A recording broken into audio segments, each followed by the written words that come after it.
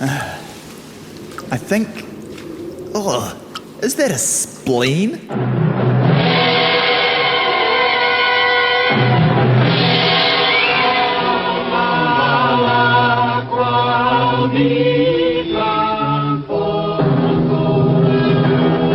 What a predicament!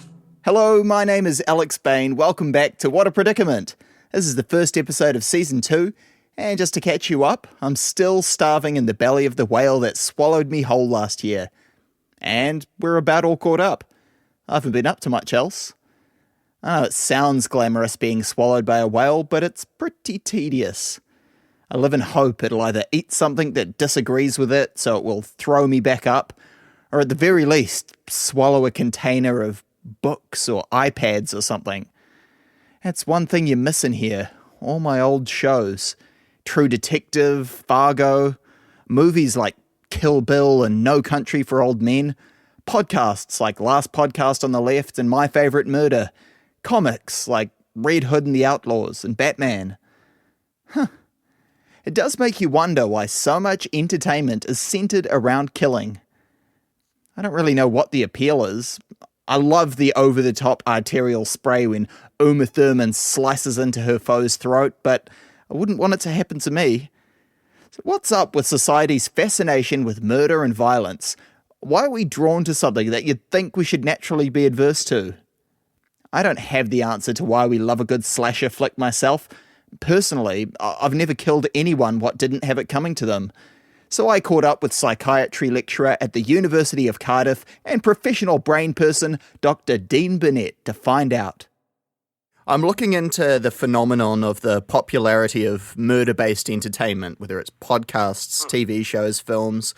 And before we sort of get into some of the psychology, as someone who's researched the phenomenon, can you still enjoy programs or stories like that yourself, movies? What are some of your favourite murder-based stories or movies? I still can, but with the caveat that I was never especially into them to begin with. I wasn't a gore fan. I didn't really go into the whole dark and broody horror things. So I've always been far more sort of cheerful in the things I prefer to watch.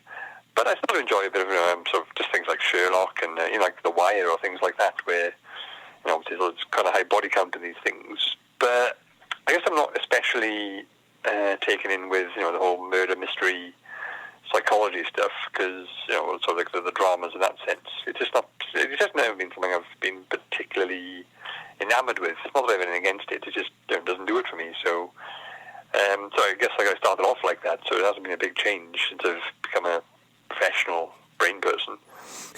Like maybe that's what I should introduce you as, professional brain person. Yes, please do. I'm fine with that. So without a particular predilection for the subject, how did you get started going down the path of researching people's interest in murder and gore?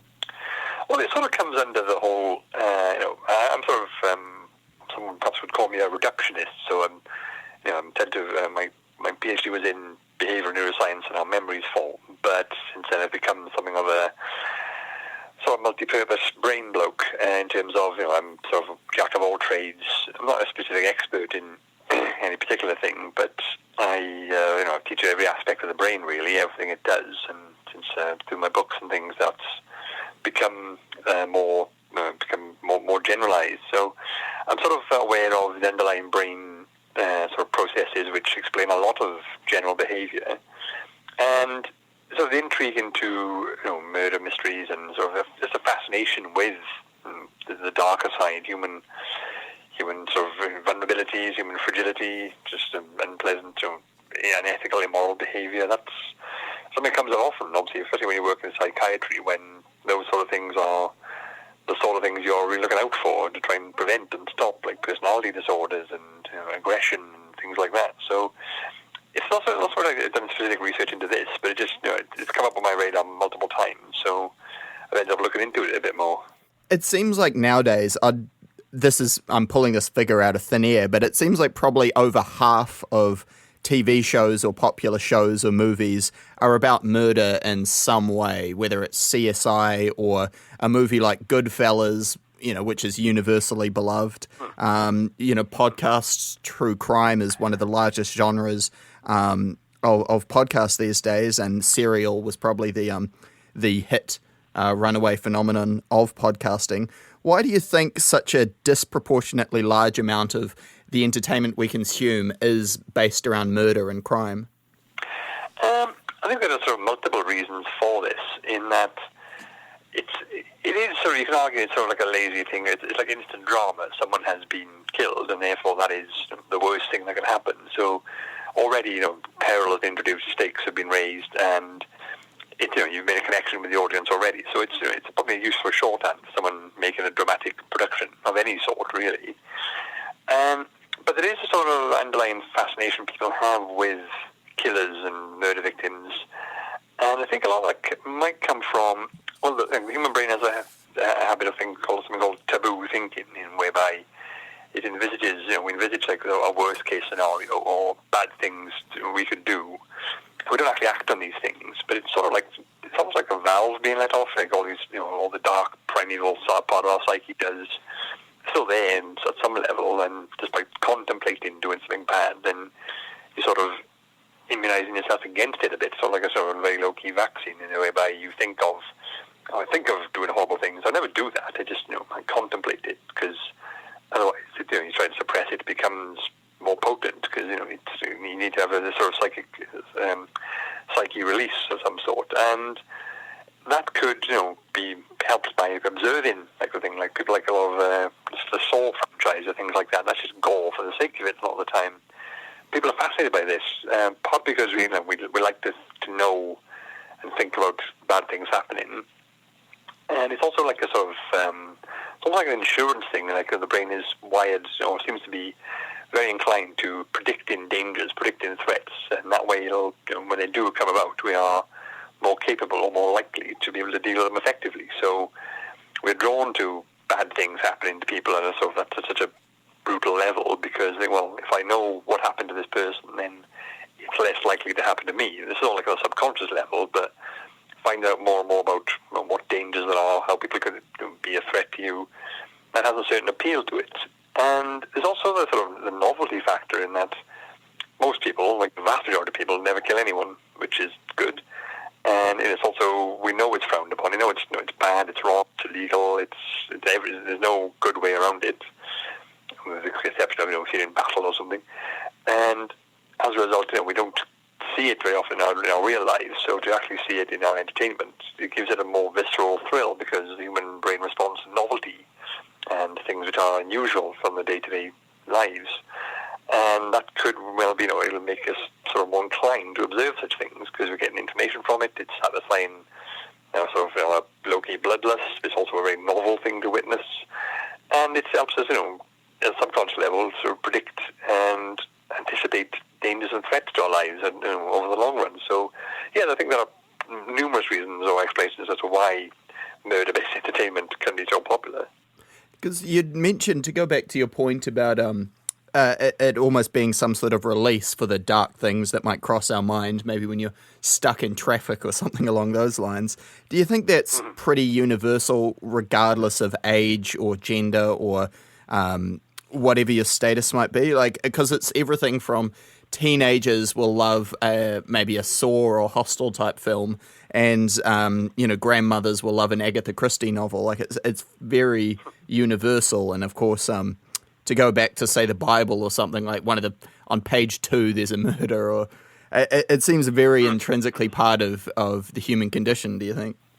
Yeah, it does seem to be very constant. Like every different culture, every different gender, age group, whatever you call it, does have this fascination with it. I guess the differences are how it's expressed. Like in Britain we have these Midsummer Murders programs, which are essentially very posh crimes, just like very, very, very real areas of England being all very civilized and very dignified, and murder happens there too. So it's like a clean murder, if that makes any sense. It gives you all it satisfies the bloodlust you may have, or like the sort of inclination to that thing, but also it doesn't mean you have to endure any grime or unpleasantness in that respect, which is a strange contradiction in terms, but it does seem to be that way. So So yeah, sort of like, there are ways of addressing it and manifesting it. But yeah, I think it all comes from essentially the same place where we've got all the things I said, trying to anticipate threats and intrigue about human behaviour and so on and so on.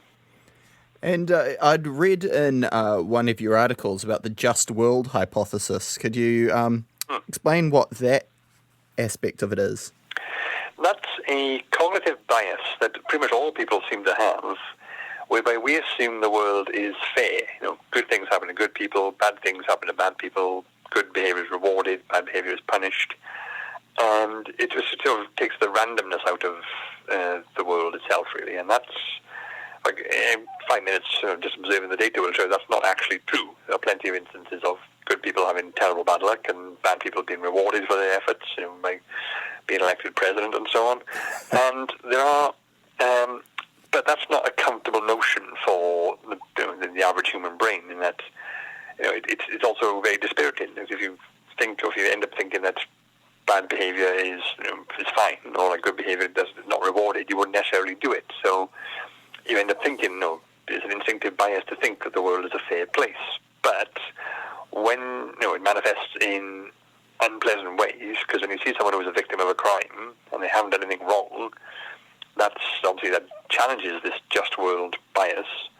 So the brain sort of instinctively tries to scramble and find a way to preserve it, and therefore end up blaming victims for things that happen to them, because something bad happened to you, but the world is a fair place, so you must in some way deserve it. And that sort of leads to various unpleasant manifestations. Does that go into explaining why we're so horrified? For instance, we couldn't watch either a child being harmed or a dog being hurt on screen, yet we could watch a young co-ed being slashed by a serial killer or whatever. There's almost no way to wrap your head around the fact that this creature wasn't innocent. Yeah, exactly. I think that's pretty much exactly what it is, in that a child or an animal cannot really be guilty. There's no way you can say to them, well, some people try, and they tend to be terrible people, but you can say, like, that child deserved that. They knew they are responsible for their actions, and they made terrible decisions. You can't say that about a child or a sort of a pet or a lovable creature, because that just doesn't work.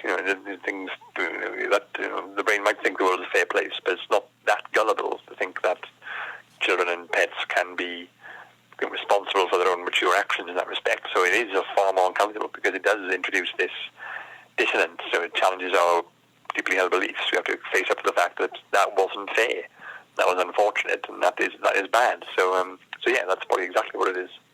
And as a brain guy, do you think there's any harmful effect in the fact that we can spend hours of our day watching or listening or reading about murder and the darker side of things? Do you think that will normalize it in people's brains, or it's a healthy way to let that out?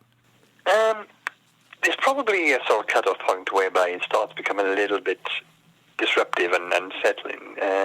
It sort of harks back to the usual media scaremongering about like violent video games. Like, I think any teenager who plays violent video games is automatically going to become a mass murderer themselves, or go on a killing spree or a shooting rampage.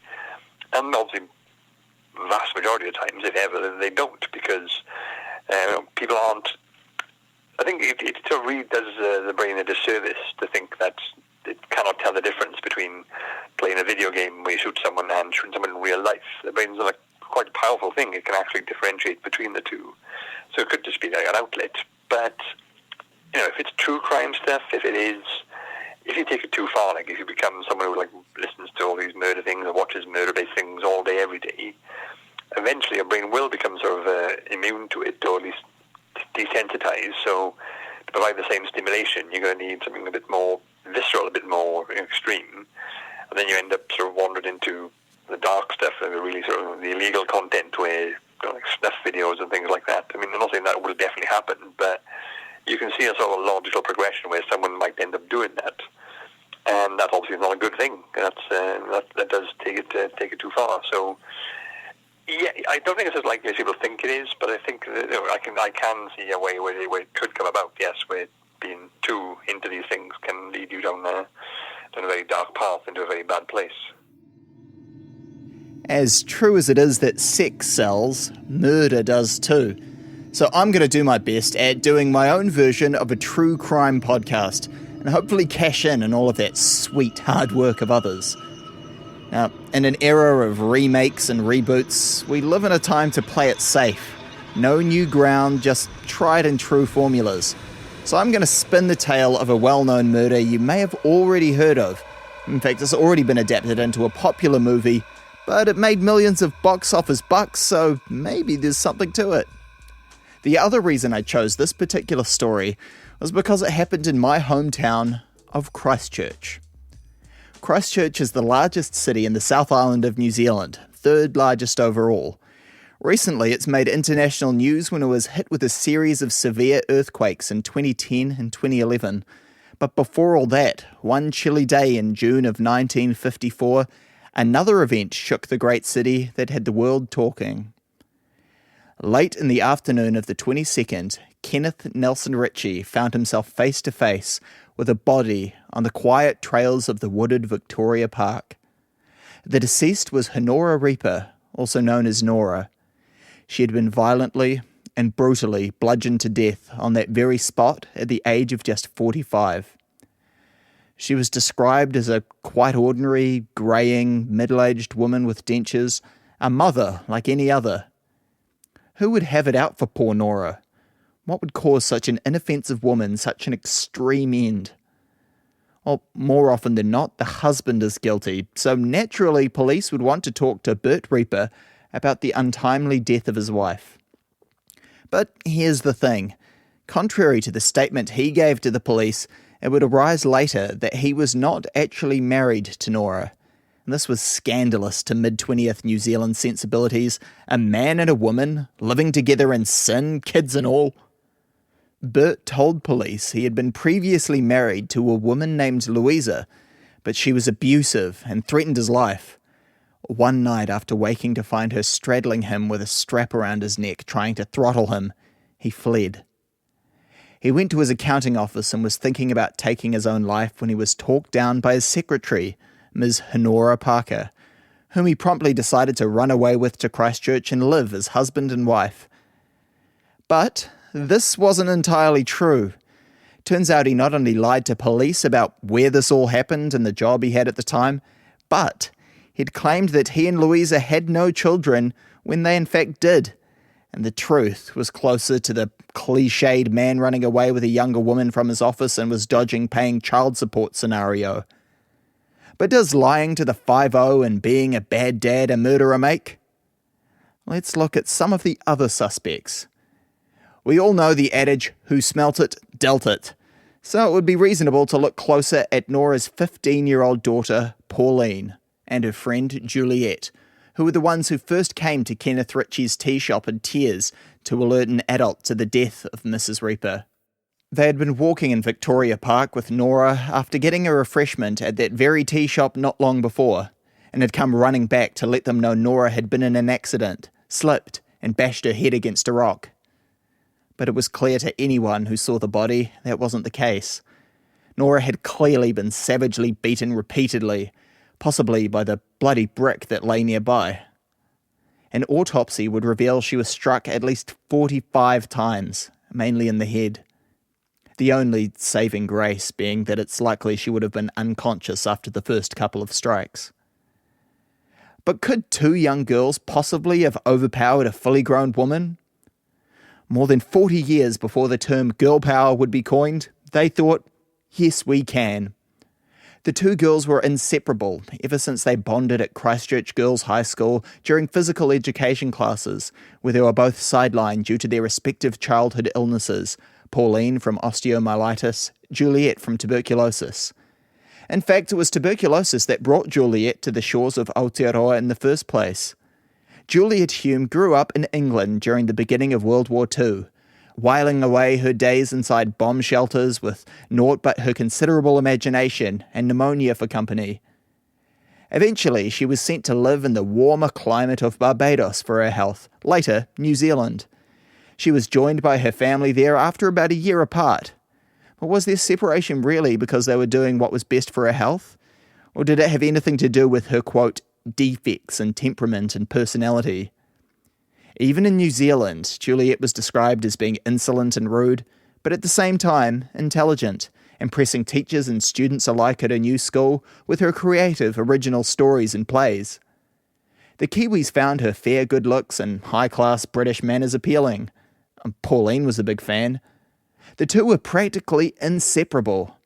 When Juliet had to go into Kashmir Sanatorium on May 21st, 1953 for tuberculosis, she was hospitalised for 112 days, in which she only wrote her parents twice, withdrawing from her family and pouring all her energies into her friendship with Pauline. They'd write to each other regularly in the personas of the fictional characters of the stories they would write together. As they got closer and shut out the outside world even more, they created their own fictional plane of existence, a religion they called it. The Fourth World, with their own canon of saints plucked from the silver screen. They wrote plays and poems and novels, including violent tales of revenge. And their respective parents were both concerned about the obsessive nature of Pauline and Juliet's friendship. Bert and Nora even consulted physicians who speculated on the girls' potential homosexuality, which, for the record, is something the girls have denied. Nora forbade Pauline from seeing Juliet, and while that never really stuck, the damage was done, and Pauline never quite forgave her. Going off some of Pauline's diary entries, there was a fair amount of friction between her and Nora. Some the typical mother-daughter pubescent disputes, some more extreme. To quote Pauline's diary entry dated February 23rd, 1954, "Why could not mother die? Dozens, thousands of people are dying. Why not mother and father too? Life is very hard."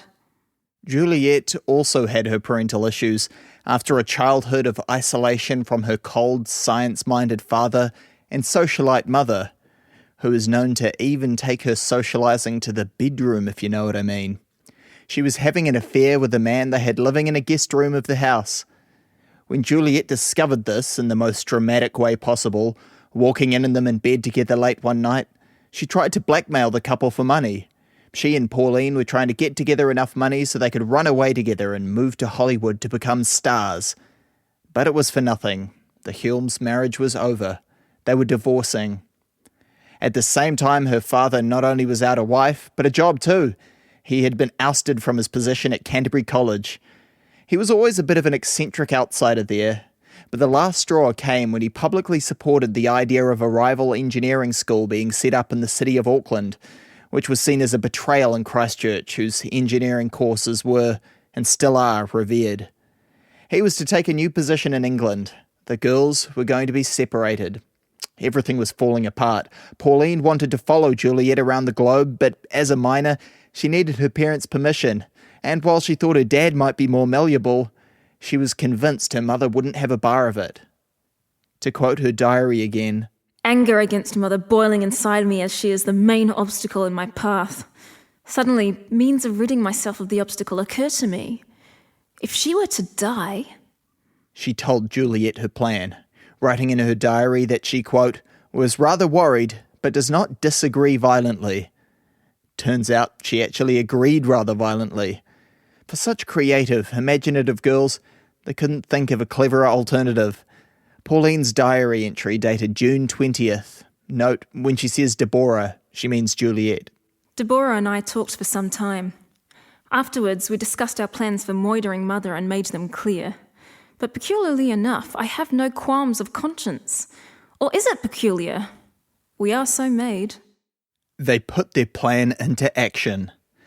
At 3 p.m. on June 22nd, 1954, a grey winter's day, Honora Reaper, Pauline Reaper, and Juliet Hume walked down the crisp private paths of Victoria Park. Juliet hurried along out front. In her pocket she clutched a collection of brightly coloured pebbles. She rounded a bend out of sight of the Reapers and scattered the pebbles on the earthen track. Moments later, Juliet was still out of sight down the track when Nora caught sight of a pretty pink pebble on the ground. She bent down to pick it up. Behind her, Pauline pulled out the other half of the plan from her pocket, a brick stuffed inside a stocking. She swung, cracking her mother on the head, sending her to the floor. Repeatedly, she struck her mother, Juliet doubling back to join in. When they were finished, they ran back to the tea shop they had just had a nice afternoon tea at to report that a horrible accident had occurred. While I had him on the phone, I talked to Dr. Dean Burnett about what might have been going through their minds that would lead them down that metaphorical, and in this case, literal path. It's something which does happen, sort of not often, but it's not an isolated case. Like, there was a similar thing not too long ago, I think, about two girls in the States who tried to kill their friend, or like a friend and a girl they knew, because they wanted it as a tribute to Slender Man, that sort of internet meme ghost thing, which is sort of, it's known to not be real. It was created as a contest thing, but it's that when you're particularly young, and especially if you're teenagers, I think that's a very turbulent time for the human brain. Whoever's going through it, like adolescence is a massively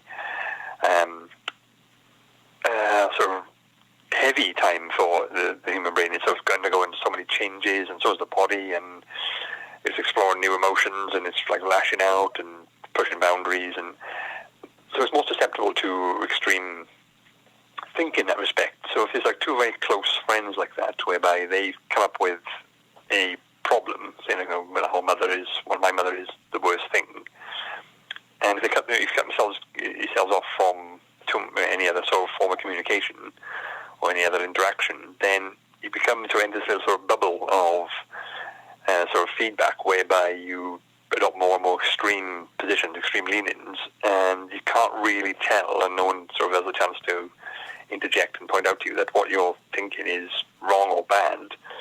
So you end up going through with the actions, which, from anyone outside, I think that's ridiculous. You shouldn't do that. But because you've cut off all communication in this highly aroused state, and you sort of want to, you're committed to your friend and you agree with each other completely, then you can sort of end up with a very skewed look at reality and how things work. So I can see it sort of, how that could happen, particularly with teenage plotters like that. Again, like, it's not very common at all, but it is something which doesn't make that little sense, really. It's an unfortunate consequence of circumstance, I guess. Pauline and Juliet were arrested, opting for an insanity plea. They knew that as minors they wouldn't be put away for too long, and even if they were jailed, they'd still be together, maybe even cellmates. Not the case. The trial was a circus. The girls sat together looking bored by the whole thing, occasionally whispering to each other during the court proceedings.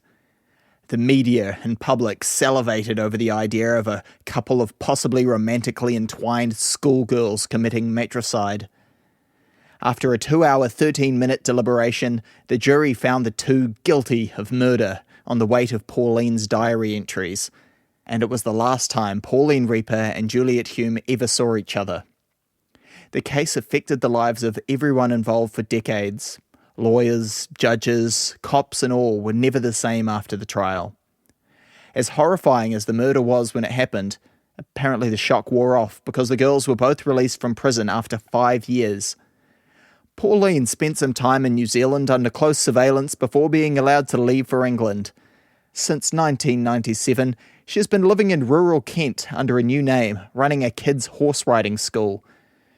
She has apparently led quite a religious and celibate life since, very private and devout.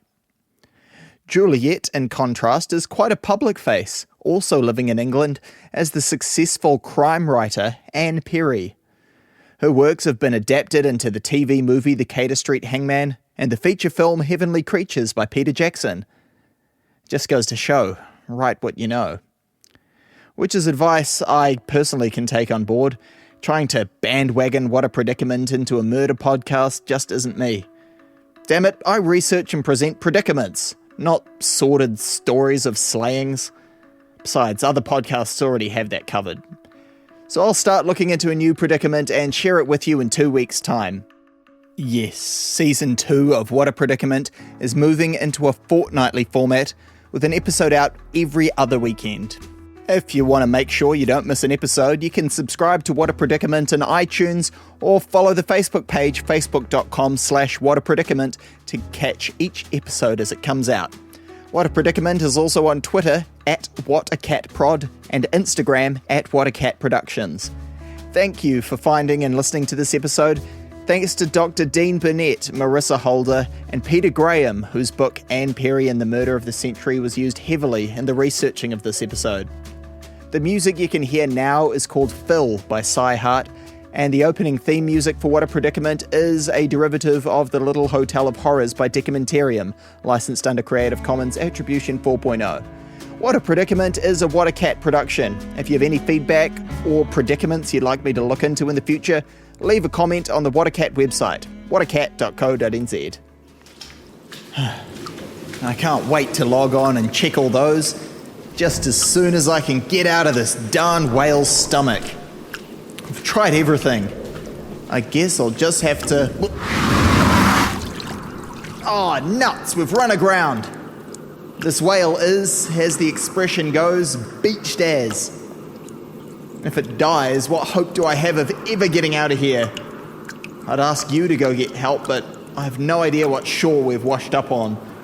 So check back in a couple of weeks and, hopefully you'll be alive. What a predicament.